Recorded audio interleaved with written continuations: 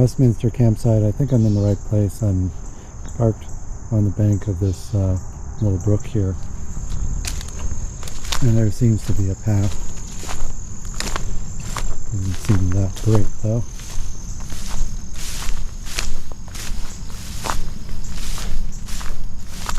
Apparently this is the primary landing just before the brook.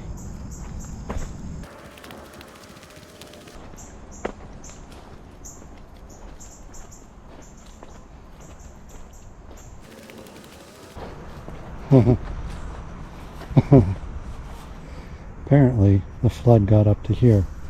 The picnic table's totally covered with silt. Wow. It's a big flood.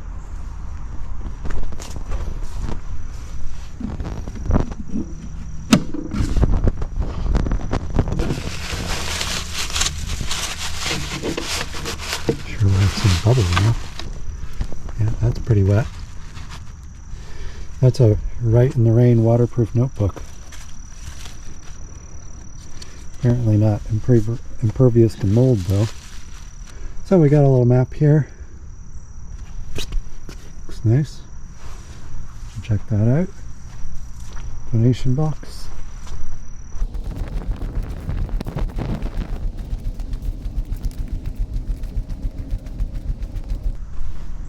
Privy.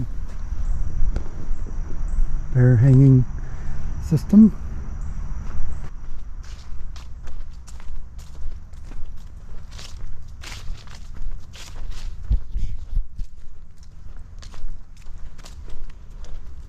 More space after the privy.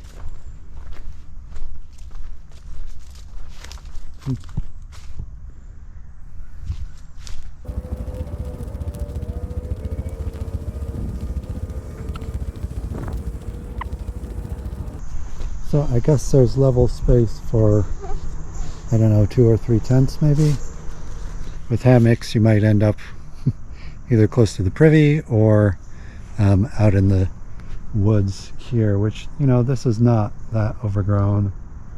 You know, if you wanted to go beyond like 1 or 2 hammocks, you'd have to spread out a good bit and be creative. So, Westminster campsite. You know, it is rather silty looking right now because of flooding in the recent past. So, but looks nice overall. So a little correction here. This rope is apparently for lifting up the privy. There's another rope on that side. So I'm not sure why, but apparently the privy gets lifted up at times. So there you have it. It's the first time I've seen that. So for Westminster campsite, I would recommend the landing here on the Connecticut River just before the brook, because the mud in the brook is really, really awful, and like, you know, suck your boot off sort of stuff. This is not nearly so bad. It's a lot more solid.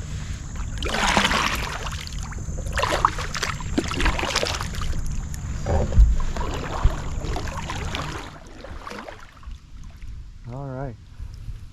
So the mud on the entry is seriously unpleasant. There was flooding a few weeks ago, and so, you know, obviously this is a result of that. Deposited some silt. This is decent to walk on.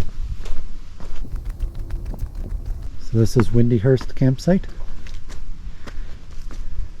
And I think it flooded up here too, because you see the silt here too. There's a little bit of poison ivy there. So we have a fire pit, picnic table. We have a book in there. This is on the edge of a sugar bush for making maple syrup, so there are tubes between the trees.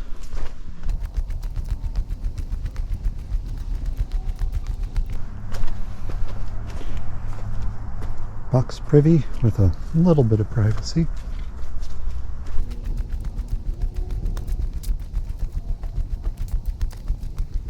So you could put a few tents accommodate a few people. Easily maybe like 3 hammocks if you were going that route. Probably more if you got more creative. So it's not bad. I mean, the entry is pretty bad, but everything else is pretty nice. So that's Windyhurst campsite. So Windyhurst campsite is a little bit before this more obvious campsite, which is private. And we're there! Yay! Wantastiquet campsite.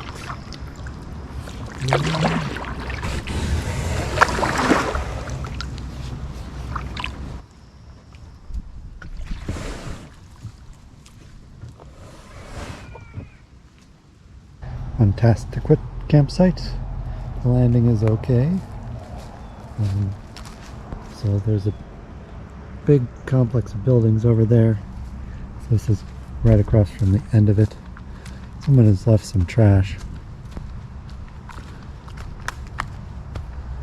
Got some serious pine trees here. So, picnic table, nasty old chair, fire pit, and currently some firewood. This trail kind of goes into the woods for quite a ways and peters out eventually. There's room for a pretty decent number of tents here.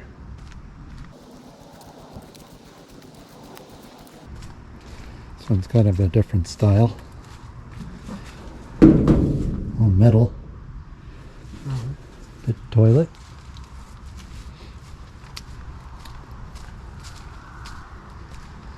Not far from the campsite though. For hammocks, the trees are kind of far apart, but you know, there's the woods over there, you know, so there's not a lot that are just the right distance apart right here in the central area, but I'm sure you could find a decent number of options if you went far enough. So, time for me to get set up for the night. See you later. Good morning, day 5. They're up and at 'em over at the sawmill over there. Time for me to be up and at 'em. They didn't start at the sawmill till like 6, so they were quiet all night. That's good.